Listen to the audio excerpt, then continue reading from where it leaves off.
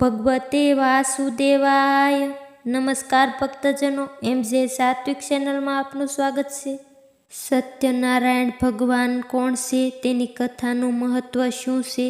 જે વ્યક્તિ સત્યનારાયણ કથા કરે છે તેની બધી મનોકામના પૂર્ણ થાય છે. સત્યનારાયણ ભગવાનની કથાનો ઉલ્લેખ સ્કંદ પુરાણના વિવાહ ખંડમાં કરવામાં આવ્યો છે.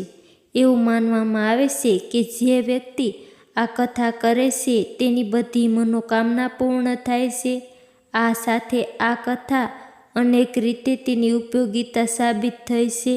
આપણે સૌ વારંવાર સત્યનારાયણની કથા કરીએ છીએ અને તેની પૂજા પણ કરીએ.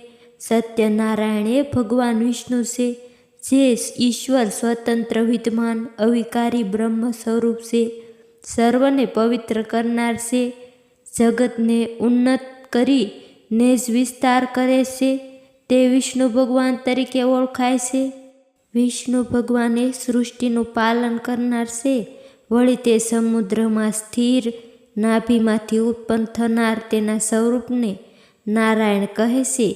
તે જ સ્વરૂપ સત્યનારાયણ વ્રતધારી તેમજ ત્રણેય કાળમાં સત્ય હોવાથી તેને સત્યનારાયણ ભગવાન પણ કહે છે.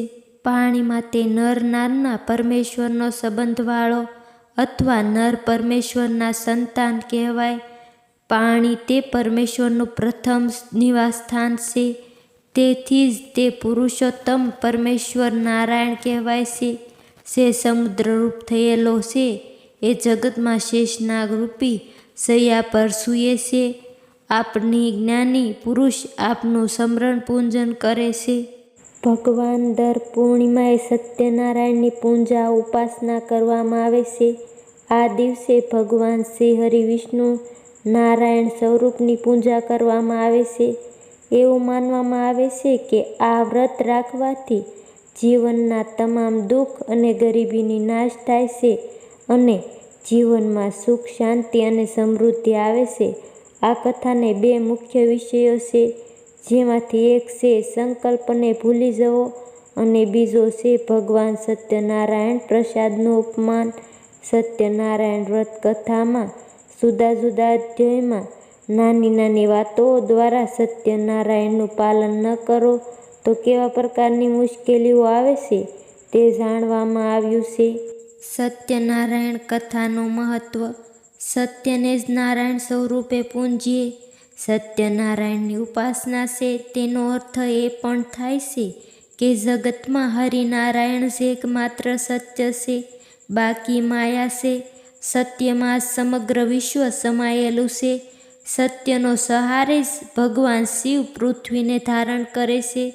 સમાજમાં કોઈ પણ વર્ગના વ્યક્તિ સત્યને ભગવાન માનીને નિષ્ઠાપૂર્વક આ વ્રત કથા સાંભળે તો તેની ઈચ્છા પ્રમાણે ફળ મળે છે.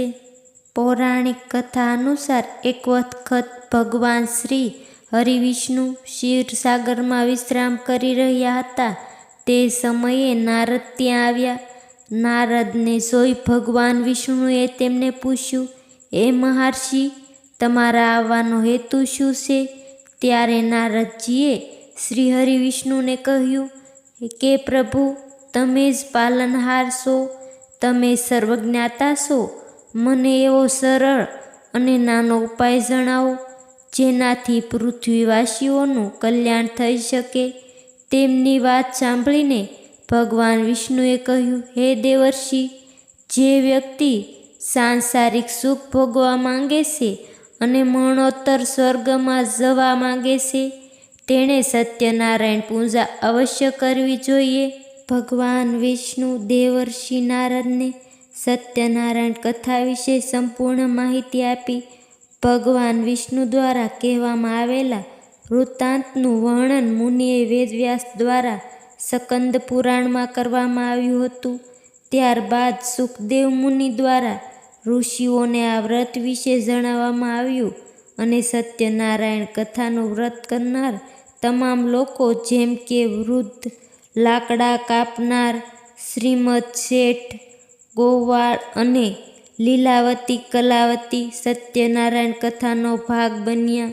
બોલો સત્યનારાયણ ભગવાનની જય.